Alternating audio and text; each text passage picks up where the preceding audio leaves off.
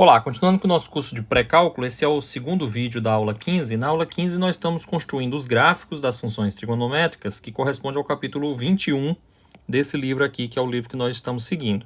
No primeiro vídeo nós falamos das funções mais básicas, vamos dizer assim, o seno e o cosseno, e agora eu vou falar das demais funções trigonométricas, tangente, cotangente, secante, cossecante. Você se lembra que quando eu introduzi o seno e o cosseno, eu o fiz no triângulo retângulo, como uma razão entre lados, né? Quer dizer, o seno era o cateto oposto dividido pela hipotenusa e o cosseno era o cateto adjacente dividido pela hipotenusa. E depois de feito isso foi que eu os introduzi no círculo trigonométrico e assim fazendo nós o vimos como função, usamos o círculo trigonométrico para construir gráficos, etc. Aqui eu vou seguir uma abordagem mais ou menos parecida. Eu vou introduzir essas funções, tangente, cotangente, secante e cossecante, como combinações de seno e cosseno.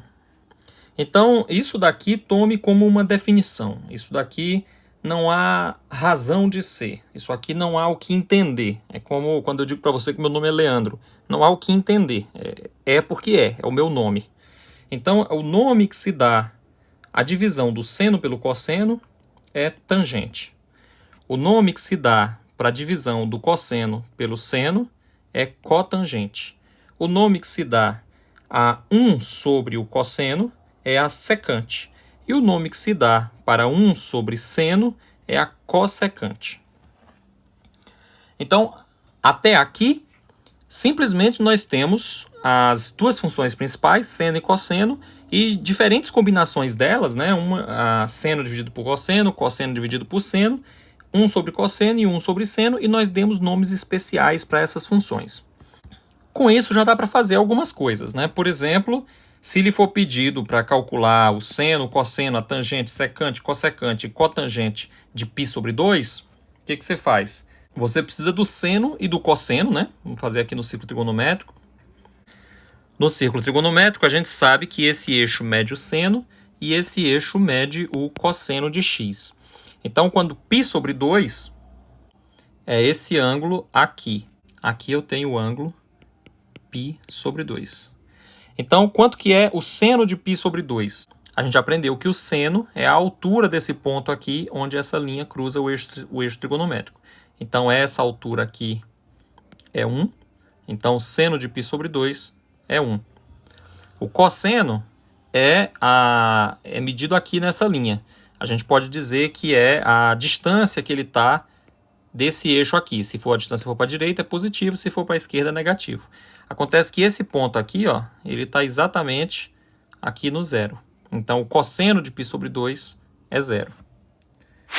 E quanto que é a tangente de π sobre 2? Agora, utilizando a definição, a tangente ela é o seno de π sobre 2 dividido pelo cosseno de π sobre 2. Acontece que como o cosseno de π sobre 2 é zero, teria um zero aqui no denominador. Como não é possível ter um zero no denominador, nada disso daqui é possível. Então, o que a gente diz é que a tangente de π sobre 2 não existe. Não está definida. E a secante? A secante de π sobre 2 é igual a 1 sobre cosseno de π sobre 2. Para lembrar secante e cossecante, o que eu faço é o seguinte. Aqui S, aqui embaixo é C. Na outra, que é cossecante, é 1 sobre seno. Quando aqui é C, aqui é S. Só uma coisinha para memorizar. Bom, acontece que a secante de π sobre 2, você também tem o cosseno de π sobre 2 no denominador. Só que o cosseno de π sobre 2 é zero. Então, isso daqui não pode acontecer. Então, de maneira análoga, dizemos que a secante de π sobre 2 não existe. A cossecante de π sobre 2, cossecante de π sobre 2, é igual a 1 sobre seno de π sobre 2. Agora, seno de π sobre 2 existe e é igual a 1. 1 dividido por 1 é igual a 1. E por fim, a cotangente de π sobre 2, ela é o cosseno de π sobre 2 dividido pelo seno de π sobre 2. O cosseno de π sobre 2 é 0 e o seno de π sobre 2 é 1. 0 dividido por 1 é 0. Então aqui você tem, calculou que o... Então aqui você tem todas as funções trigonométricas de π sobre 2, né? O seno é 1, o cosseno é 0, a tangente não existe, a secante não existe, a cossecante é 1 e a cotangente é 0. Então, através daquelas definições lá, você pode fazer isso tranquilamente. Vejamos um outro exemplo. O que é o π sobre 6? O π sobre 6, né? Como isso aqui tudo é π, π sobre 6 é eu dividir esse trecho em 6 partes iguais. Quer dizer, ó, aqui eu ando π sobre 6, 2 vezes π sobre 6, 3 vezes π sobre 6, que é o π sobre 2, 4 vezes π sobre 6, 5 vezes π sobre 6, e se eu andar mais uma vez, fica 6 vezes π sobre 6, que é o π. Então, o 5π sobre 6 é esse ângulo aqui, ó. 5π sobre 6. Agora, para saber o seno e o cosseno do 5π sobre 6, venha para cá para o primeiro quadrante, que é onde a gente pensa melhor. Abrindo aqui π sobre 6, ó. Pela simetria da figura, fica fácil ver que esse tamanho aqui é igual a esse tamanho aqui, né? Porque, afinal de contas, aqui falta mais outros π sobre 6 para eu chegar em π. Então, esse tamanho é igual a esse tamanho. Então, a altura desse ponto aqui é a mesma altura que esse ponto aqui. Então, significa dizer que o seno de 5π sobre 6 é o mesmo seno de π sobre 6.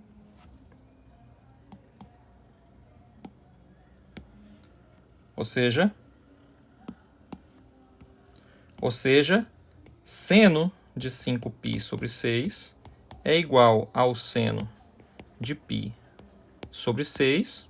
E π sobre 6 é um dos ângulos notáveis. E se você lembrar daquela tabelinha lá, o seno de π sobre 6 é meio.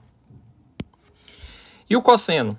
Bom, o cosseno, você observa também pela figura daqui, dá para saber que esse ponto aqui, a distância dele até esse eixo vertical é a mesma distância desse ponto aqui até esse eixo vertical. Ou seja, esse tamanho aqui é igual a esse tamanho aqui. Agora, para falar de cosseno, a gente tem que ver onde está, né? A gente já sabe que o tamanho para cá para a direita é um número positivo e para cá para a esquerda é um número negativo. Ou seja, esse valor aqui é o cosseno de π sobre 6, e aqui, o cosseno de 5π sobre 6, o valor é o mesmo, só que negativo. Em outras palavras, o cosseno de 5π sobre 6 é menos o cosseno de π sobre 6. Que lá daquela tabelinha lá, você sabe que o cosseno de π sobre 6 é raiz de 3 sobre 2. Bom, tendo estabelecido o seno e o cosseno, as demais funções trigonométricas seguem daqui, né? A tangente de 5π sobre 6, ele é o seno de 5π sobre 6 dividido pelo cosseno de 5π sobre 6. O seno de 5π sobre 6 é meio. O cosseno de 5π sobre 6 é menos raiz de 3 sobre 2. Multiplicando por menos 2 em cima e embaixo, em cima fica menos 1 e embaixo fica raiz de 3. Ainda podemos multiplicar em cima e embaixo por raiz de 3, em cima fica menos raiz de 3 e embaixo fica 3. A cotangente de 5π sobre 6 é o inverso disso, né? Se o inverso multiplicativo, né? Porque se aqui é seno sobre cosseno e a cotangente é cosseno sobre seno, é porque a cotangente ela é 1 sobre a tangente de x. Menos quando a tangente não existe, né? Como é o caso do exemplo 1 que a gente viu. que a tangente não existe e a cotangente existe, ou o contrário. Mas nesse caso aqui, em que as duas existem, essa relação aqui é válida e pode ser usada. Então, a cotangente vai ser, se ali era menos 1 sobre raiz de 3, aqui é menos raiz de 3. E a secante de 5π sobre 6 é 1 sobre cosseno de 5π sobre 6. Então, o cosseno de 5π sobre 6 é menos raiz de 3 sobre 2. Isso aqui, então, vai ser menos 2 sobre raiz de 3. Multiplicando por raiz de 3 em cima e embaixo, isso aqui fica 2 raiz de 3 dividido por 3. E a cossecante de 5π sobre 6 é 1 sobre o seno de 5π sobre 6. E isso daqui é 1 sobre o seno de 5π sobre 6, que a gente calculou lá, é meio. Então, isso aqui é meio. E 1 sobre meio é 2. Quando nós estudamos o seno e o cosseno, nós vimos que a imagem deles era sempre entre 1 e menos 1, a imagem do seno, e a do cosseno é sempre entre 1 e o menos 1. Então, o seno nunca é maior do que 1 e nunca é menor do que menos 1, a mesma coisa para o cosseno. Já as outras funções trigonométricas, elas não respeitam essa limitação. Observe que aqui, ó, a cotangente é raiz de 3. Raiz de 3 é um número maior do que 1. Aqui está menos raiz de 3, ou seja, é um número menor do que menos 1. Também a cossecante, aqui está 2, ó, que é um número maior do que 1. Então, as demais funções trigonométricas, elas não respeitam aquela restrição de que tem que ser no máximo 1, no mínimo menos 1. Uma outra restrição, como a gente já observou ali no slide anterior, é que, embora o seno e o cosseno eu possa colocar qualquer ângulo aqui, ângulo positivo, ângulo negativo, maior do que 2π, qualquer ângulo que eu quiser, qualquer número real, o domínio delas são qualquer números reais, essas outras funções trigonométricas, os domínios não são qualquer os reais. Às vezes elas não existem. Para alguns valores do ângulo, essas outras funções trigonométricas não existem. Então nós agora vamos estudar essas outras funções trigonométricas. Para começo de conversa, será que elas podem ser representadas no ciclo trigonométrico, já que o ciclo trigonométrico tem essa restrição de 1 ao menos 1? Como é que as outras funções trigonométricas ficam representadas? Bom, antes de responder essa pergunta, vamos fazer esse exemplo 3 aqui. Ó. Nesse exemplo 3, simplificar essa expressão.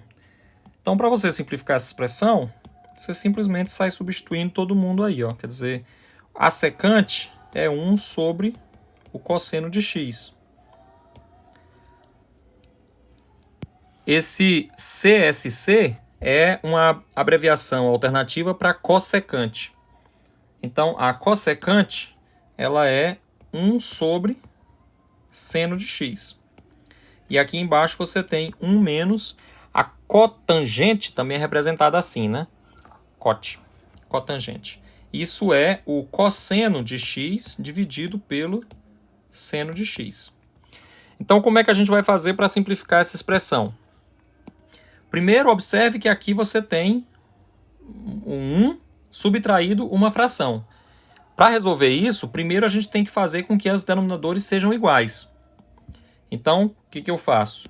Eu venho aqui, na fração eu tenho um denominador sendo um seno de x, então aqui eu boto um seno de x em cima e um seno de x embaixo. Agora eu tenho o mesmo denominador para as duas. E aqui, ó, nessa daqui eu tenho um cosseno, nessa daqui eu tenho um seno. Como é que eu conserto isso?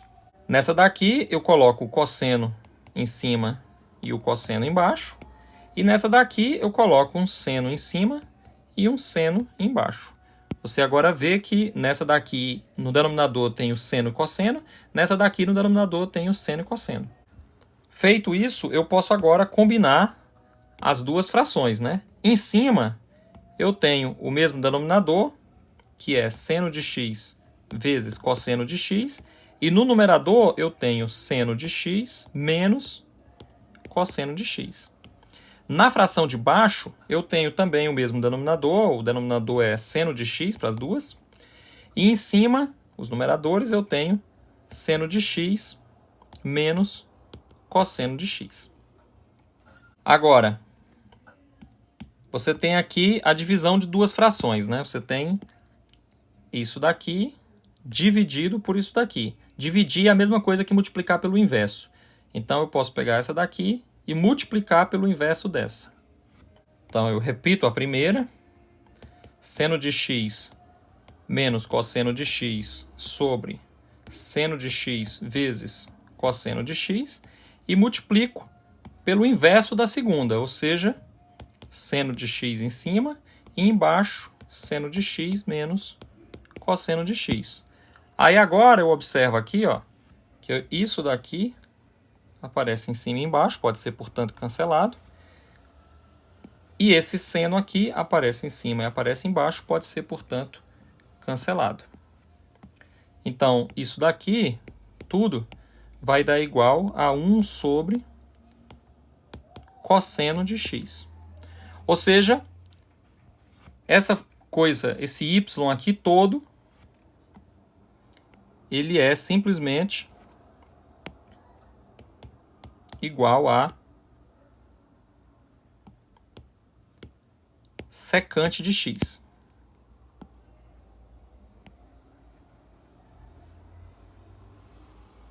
Né? Lembre lá que 1 sobre cosseno é secante de x. Então, tudo isso aqui é igual a secante de x.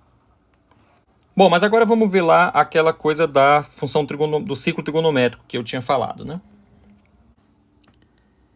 Aqui estão todas representadas juntas, né? Então, vejamos, para esse ângulo alfa aqui, ó, tem um ângulo alfa, esse comprimento aqui é alfa, e todas as funções trigonométricas estão representadas, né? A gente já sabe que prolongando essa linha no ponto em que ela cruza o ciclo trigonométrico, a altura desse ponto nos dá a medida do seno. A gente sabe também que a partir desse ponto nós podemos ler o cosseno descendo aqui e esse comprimento nos dá a medida do cosseno. Agora, para saber a tangente, a gente continua isso daqui e traça uma linha tangente ao círculo trigonométrico. E aí vem uma explicação, né?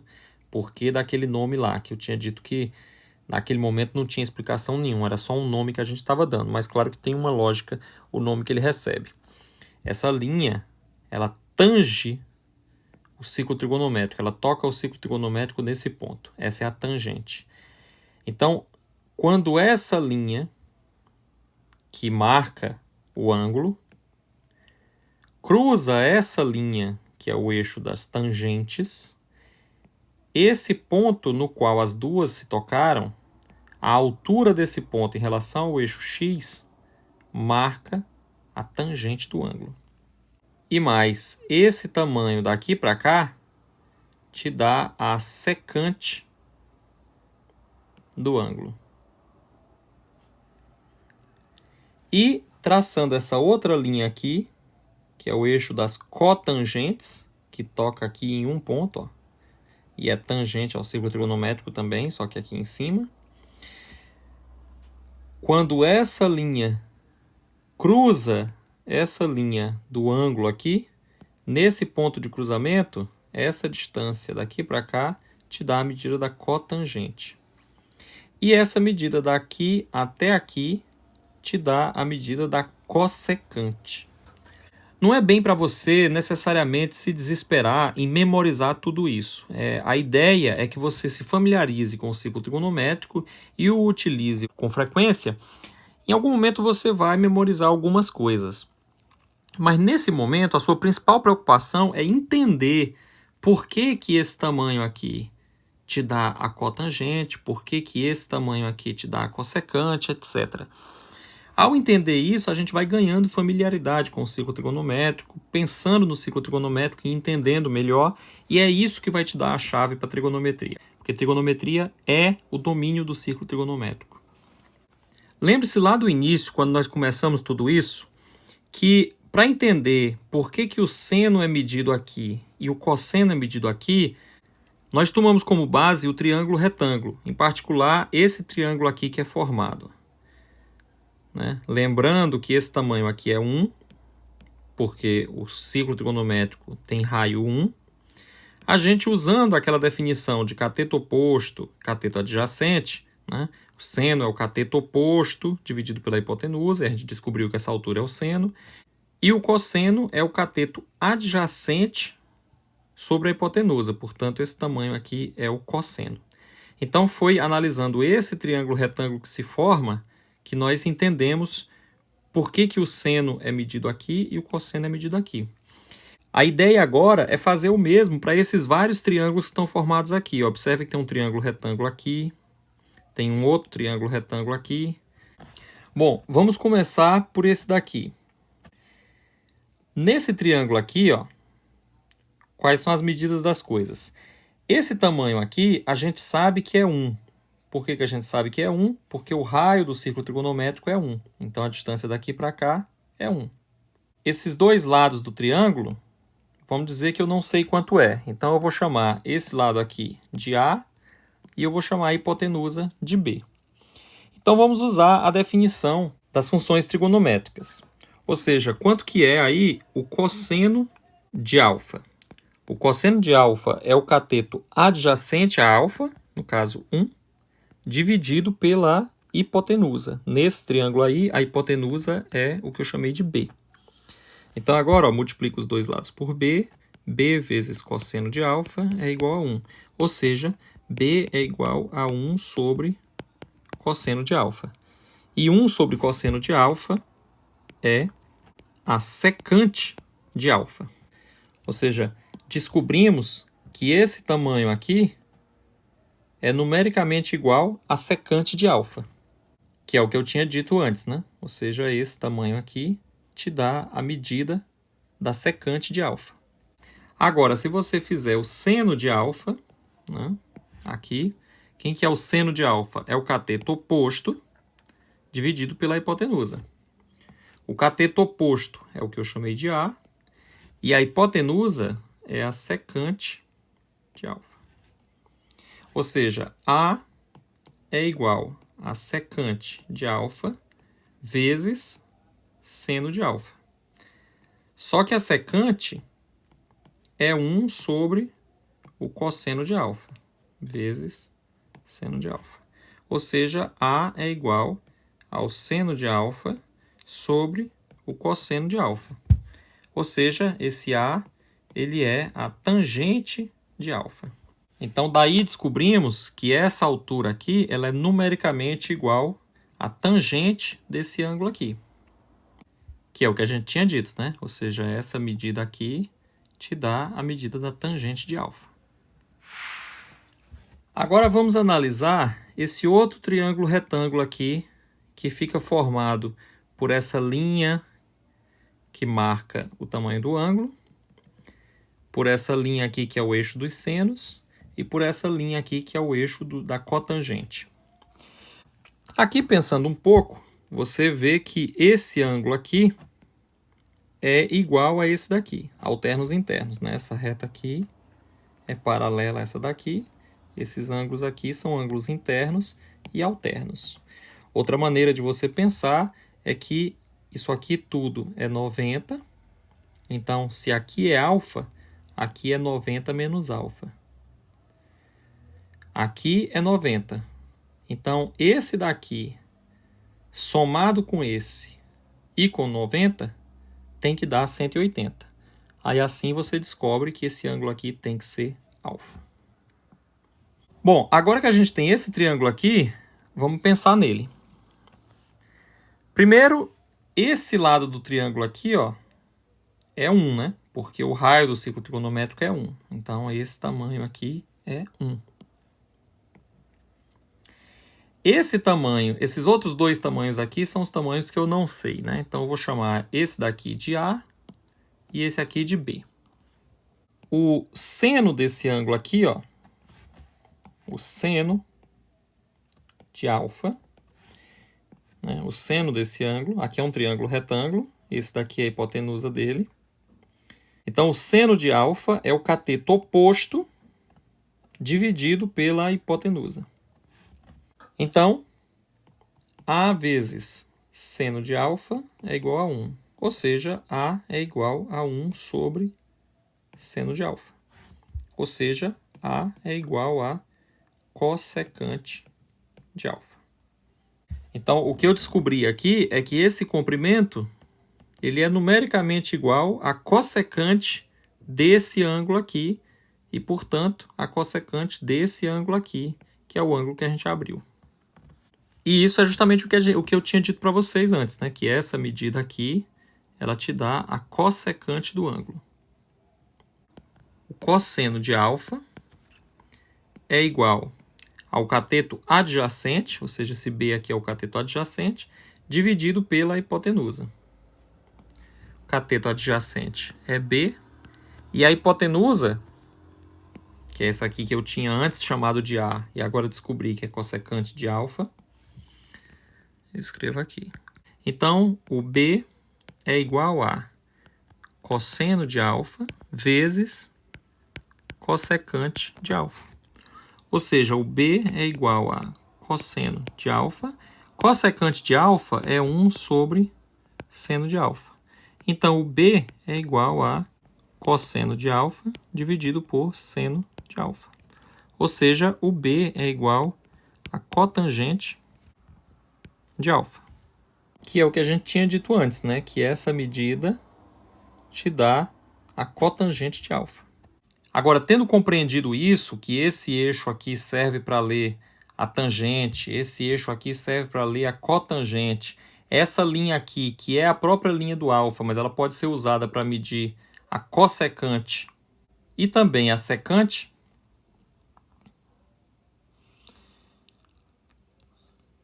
isso nos permite agora construir os gráficos dessas funções todas, né? Então vejamos, ó, a tangente é medida aqui. Então você abre um ângulo x, prolonga ele até cruzar essa linha, e aí essa altura vai medir a tangente. E assim como o cosseno para lá é positivo, para cá é negativo, e o seno para cá é positivo, para cá é negativo, a tangente para cima é positiva, a partir desse ponto para baixo ela é negativa. Então, olhando para cá, o que eu observo? Quando o ângulo é zero, o valor da tangente é zero. À medida que o ângulo vai aumentando, o valor da tangente vai aumentando. Ó. E observe que aqui você não tem restrição, né? Porque olha só, para esse ângulo aqui, o valor da tangente é essa medida aqui, que é muito maior do que 1. Ou seja, a tangente não tem restrição, um valor máximo. À medida que você vai aumentando o valor do ângulo, ó, a tangente ela vai ficando cada vez maior. Ela pode ir rumo ao infinito, ela não tem limite. E o que acontece quando você pega um ângulo exatamente igual a π sobre 2? Quando você pega o ângulo exatamente igual a π sobre 2, essas duas linhas elas são paralelas, então elas nunca vão se encontrar. Lembra quando a gente fez o exemplo lá, usando a definição da tangente como sendo o seno sobre o cosseno? Eu tinha dito que quando θ era π sobre 2, a tangente não estava definida, né? E é isso que a gente observa aqui. Essa linha azul nunca vai encostar no eixo da tangente, então eu não tenho como medir a tangente. Aí o que acontece quando a gente aumenta um pouquinho mais o ângulo? Quando a gente aumenta um pouquinho mais o ângulo, ó, evidentemente, se eu aumentar aqui, eu nunca vou cruzar a linha preta. Entretanto, se eu esticar para cá, para baixo, eu cruzo lá embaixo. Então, um pouquinho depois de π sobre 2, o valor da tangente vai ser muito negativo. E à medida que você vai aumentando aqui, ó, o valor da tangente vai ainda negativo, mas vai se aproximando de zero. E quando o ângulo chega em π, o valor da tangente zera. E quando o ângulo passa de π, o valor da tangente, de novo, vai começando a aumentar. Observe que, diferente de seno e cosseno, que começa a se repetir quando eu dou a volta completa, a tangente começa a se repetir quando eu dou meia volta. Veja, quando eu comecei aqui no zero, o valor da tangente era zero. Aí eu fui aumentando, o valor da tangente foi aumentando. Chegou uma hora que o valor da tangente parou de existir. Aí o valor da tangente foi lá para o menos infinito, foi aumentando, aumentando, aumentando. Chegou bem aqui no π, o valor da tangente é 0. E aqui um pouquinho maior do que π, o valor da tangente já começou a ser maior do que 0. Já começou a aumentar nessa direção. Ou seja, ela está repetindo tudo o que estava acontecendo logo depois do 0 aqui. Então, a tangente ela se repete depois de π. Então, o gráfico da tangente ele é assim, ó. Ela começa... Quando o ângulo é 0, ela tem o valor 0. Aí você vai aumentando o valor de ângulo, ela vai aumentando. Aí o valor vai aumentando, aumentando, aumentando, só que o ângulo nunca chega em π sobre 2. Quando você passa um pouquinho de π sobre 2, o valor da tangente é um valor muito negativo, lá do menos infinito. Aí ele vem aumentando, aumentando, aumentando, zera em π, aumenta, aumenta, aumenta, até chegar no 3π sobre 2, em que ela não existe de novo. Quer dizer, aqui no 3π sobre 2, de novo você tem aquela situação que você tem as duas retas paralelas que nunca vão se tocar. Então a tangente não existe de novo. Então quem que é o domínio da tangente? Todos os valores diferentes de π sobre 2 mais kπ. Ou seja, a tangente não está definida em π sobre 2. Quando eu dou meia volta, ela já não está definida de novo. Eu dou mais meia volta, ela já não está definida de novo. Dou mais meia volta, ela já não está definida de novo e por aí vai.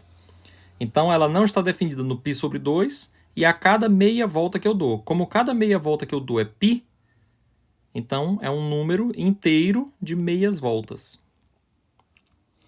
E a imagem da tangente são todos reais, porque como eu disse, isso aqui cresce até o infinito e decresce até o menos infinito, quer dizer, rumo, né, ao mais infinito e ao menos infinito.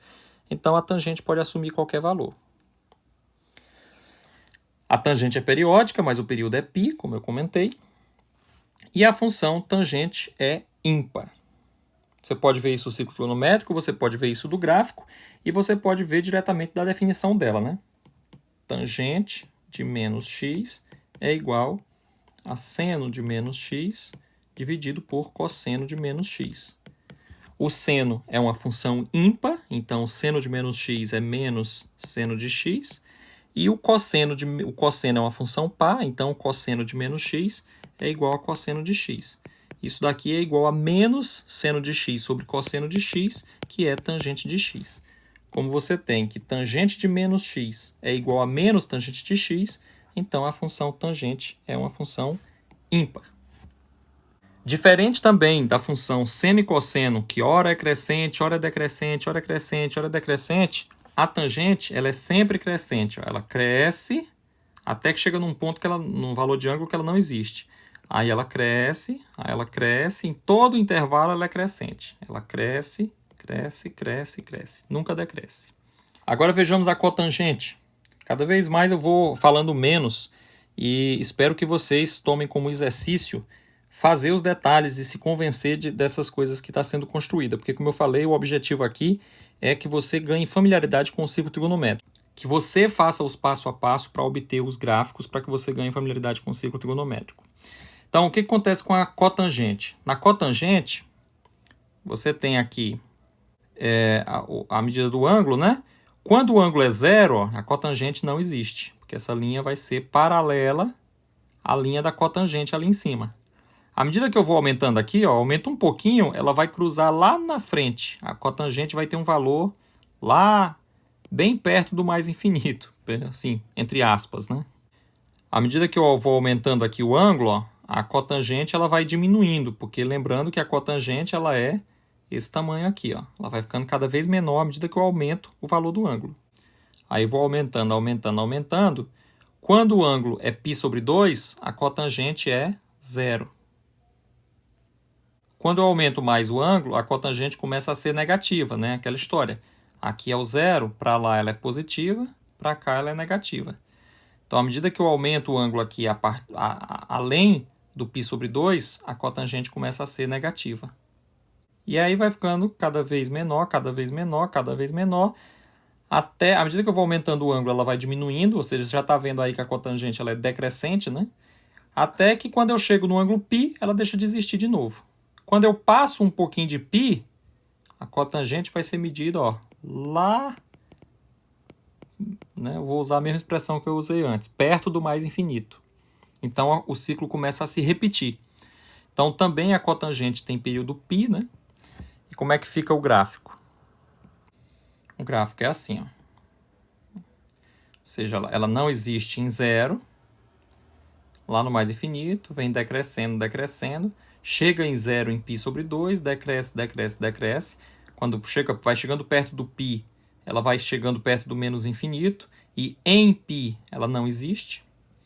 E aí quando você passa um pouquinho do π, já aparece de novo lá perto do mais infinito, e vai... Não me entendam mal com esse negócio de perto do mais infinito, tá? Aí vai decrescendo aqui, então essa função ela tem como domínio todos os valores, tirando os π's, né? Quer dizer, o 0, o π, o 2π, o 3π, o 4π, o menos π. São esses valores aqui que fazem com que você tenha uma reta paralela ao eixo da cotangente, e aí as duas não se encontram, você não está definida a cotangente. Então esse é o domínio. Imagem, todos os reais também. Ela vai adquirir aqui todos os valores em y. É periódica também, de período π, como eu falei. Cotangente é ímpar, deixo para vocês como exercício ver tanto no ciclo trigonométrico, quanto no gráfico, quanto na expressão algébrica dela, né, definindo a cotangente como sendo o cosseno sobre o seno. Veja que ela é ímpar. Aqui na secante, eu ofereço a vocês aqui uma maneira alternativa de ler a secante, né? Você pode ler a secante através dessa construção. Deixo para vocês como exercício usar esse triângulo retângulo aqui e mostrar, como a gente fez antes, que essa medida aqui te fornece a secante do ângulo x. Mas para ver o gráfico, eu ainda acho melhor aquela outra que eu tinha proposto. Então eu vou colar ela aqui por cima e vejamos. Ela é medida aqui, né? O procedimento para medir a secante, então, você tem um ângulo, você prolonga a linha, não até ela encontrar o círculo trigonométrico, mas sim até ela encontrar o eixo das tangentes. E é essa distância aqui que vai te dar a secante. Então, a secante é o comprimento dessa linha azul aqui, que eu prolongo até chegar no eixo das tangentes. Então, esse aqui, o comprimento da linha azul é 1. Aí aqui o comprimento da linha azul vai aumentando, aumentando, aumentando, aumentando, até que quando eu chego em π sobre 2, eu não consigo encostar o eixo das tangentes, então a gente diz que a secante não existe. Quando eu aumento um pouquinho para cá, agora eu não encontro mais a secante se eu prolongar para cima, então a secante vai ser encontrada prolongando isso aqui até encontrar o eixo das tangentes, só que como eu tive que prolongar, é um valor negativo. O comprimento da linha pontilhada vai ser muito grande e negativo, porque eu estou olhando a linha pontilhada e não a linha contínua. Ou seja, a gente está caminhando no sentido oposto ao convencional, né? Então a gente entende isso como negativo, né? Eu já falei que o sinal negativo tem o sentido da direção na qual você está andando. Então, à medida que você for aumentando aqui, ó, se você fizer a linha pontilhada, você vai ver que a linha pontilhada vai encolhendo, né? E até que quando chega aqui, a linha pontilhada atinge o valor de menos 1, porque esse comprimento aqui é 1 e como é a linha pontilhada é negativo. E quando eu aumento um pouquinho para cá, ó, a linha pontilhada ela vai aumentando, né, em módulo, né, vai ficando maior, só que negativo, ou seja, vai diminuindo. Então você veja que a secante ela não se repete depois de π, como é o caso da tangente. Ela só vai se repetir realmente depois da volta completa. Então eu vou aumentando, aumentando, aumentando, até que quando chega, eu vou aumentando o ângulo e a secante vai ficando cada vez mais negativa, né? Cada vez maior em módulo e negativa, ou seja, vai diminuindo, até que quando eu chego em 3π sobre 2 ela deixa de existir. Quando eu passo aqui um pouquinho, o comprimento dessa linha azul até eu encontrar o eixo das tangentes é muito grande, né? Então começa lá no mais infinito, aí ela vai diminuindo, diminuindo, diminuindo, o comprimento da linha azul, ó, até que ela chega de novo em 1. Aí a partir daqui ela começa a se repetir. Pode ser um exercício interessante você chegar a essas mesmas conclusões usando essa construção aqui depois de você ter provado para si mesmo que esse comprimento aqui te dá a secante. Bom, então o gráfico é assim, ó, começa em 1, vai aumentando rumo ao mais infinito, em π sobre 2 ele não existe.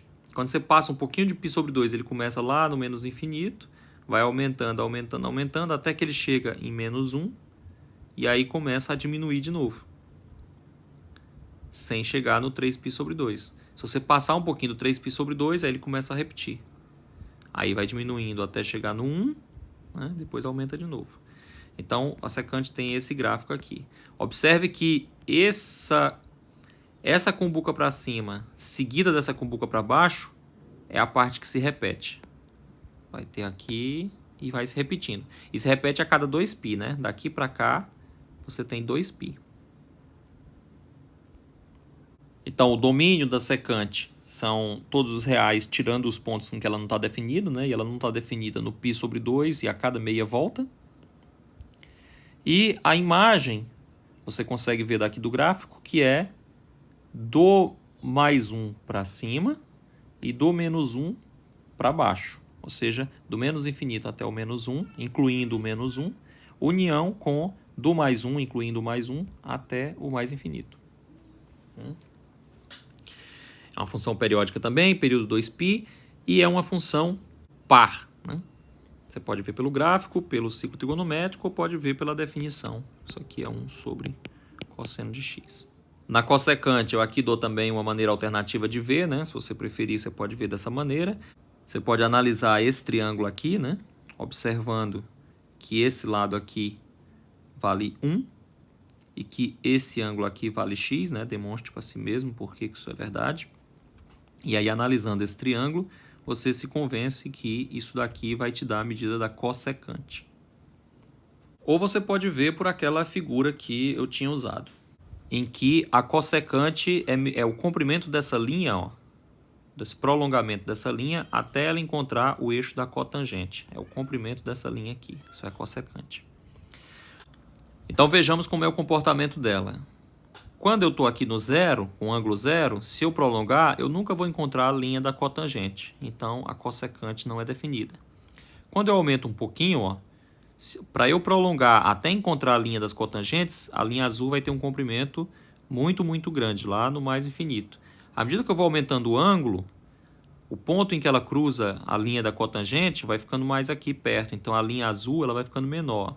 À medida que quando eu aumento o ângulo, observe que quando eu aumento o ângulo, a linha azul vai ficando menor, menor, menor, menor, até que quando eu chego no ângulo π sobre 2, a linha azul chega no seu valor mínimo, né, nesse trecho aqui, ou seja, 1. Esse comprimento da linha azul é 1, porque o ciclo trigonométrico tem raio 1. Quando eu aumento um pouquinho, ó, a linha azul volta a aumentar de tamanho até caminhar rumo ao mais infinito. Até que, quando o ângulo chega em π, de novo, a cossecante não está definida, porque eu não vou conseguir encontrar a linha azul com a linha das cotangentes. Quando eu passo um pouquinho de π, para eu encontrar a cotangente, eu tenho que pegar o prolongamento da linha azul. Então, esse prolongamento ele vai ter um comprimento muito grande, só que vai ser negativo, porque eu estou considerando o prolongamento e não a linha. Então, ela vai começa lá no menos infinito, né? Então, à medida que eu vou aumentando aqui o ângulo, ó, observe, se você for observando o prolongamento, você vai vendo que o prolongamento vai encolhendo, né? Ou seja, a função vai aumentando, porque o prolongamento a gente conta como negativo. Vai caminhando rumo ao zero, vamos dizer assim. Então, quando chega em 3π sobre 2, o prolongamento ele atinge o valor menos 1. E aí, quando você aumenta, ó, o valor do prolongamento o prolongamento volta a esticar, né, sendo negativo, então ele vai até que o prolongamento vai caminhando rumo ao menos infinito. Quando eu chego a um ângulo zero, ele volta a não existir e aí o ciclo se repete. Ou seja, o gráfico da cossecante é assim, né? Ele começa em zero, ele começa lá no mais infinito, vai diminuindo, diminuindo, chega no π sobre 2, ele chega no seu valor mínimo nesse trecho, que é o 1, depois ele volta a aumentar, aumentar, aumentar, rumo ao mais infinito. No ângulo, quando eu chego no ângulo π, ela não existe, né? Ou seja, nunca vai tocar essa linha aqui. E aí, quando eu passo um pouquinho de π, eu encontro a cossecante lá embaixo, lá perto do menos infinito, que ela vai aumentando, aumentando, aumentando, até chegar no seu valor menos 1, depois volta a diminuir, diminuir, diminuir, rumo ao menos infinito. E aí, quando eu passo um pouco de 2π, o processo começa a se repetir, e aí essas cumbucas vão começar a se repetir. Então, eu tenho aqui um período de 2π, né? Primeiro, O domínio são todos reais, tirando essas partes que não existem, né? Ou seja, o 0, o π, o 2π, o 3π, ou seja, cada meia volta. A imagem é do 1 para cima e do menos 1 para baixo, né? Não tem nenhum y aqui entre o menos 1 e o 1 que participa, então a imagem é isso aqui. A função é periódica com o período 2π, né? Esse trecho aqui é o que se repete. E a função ela é ímpar, né? Você pode ver facilmente do gráfico, né? Veja que isso daqui, a imagem espelhada dele é essa daqui. E aí, se eu espelhar de novo no eixo X, ela vem para cá. Mas bom, você pode ver isso também no ciclo trigonométrico ou pela própria definição dela como sendo 1 sobre o seno de x. O seno é ímpar. Bom, então é isso. Veja que eu não fiz muitos exercícios porque o próprio exercício é a construção desses gráficos. Construir esses gráficos, eu não entendo isso como parte da teoria, eu entendo isso como exercício. A gente está usando o ciclo trigonométrico, então é um exercício para o uso do ciclo trigonométrico. Então eu sugiro que você complete e realmente compreenda muito bem. Não é para você memorizar esses gráficos aqui não, tá? Eu acho que se você memorizar, tudo bem, mas não é para você tentar memorizar. O objetivo é que você aprenda a construir esses gráficos através do ciclo trigonométrico. Como eu já falei algumas vezes nessa aula, o objetivo maior aqui é que você ganhe familiaridade com o ciclo trigonométrico. Isso é a coisa mais importante em trigonometria. Exercícios envolvendo essas funções você encontra na lista de exercícios ou no livro, né? Tem exercícios resolvidos, tem exercícios propostos e tal.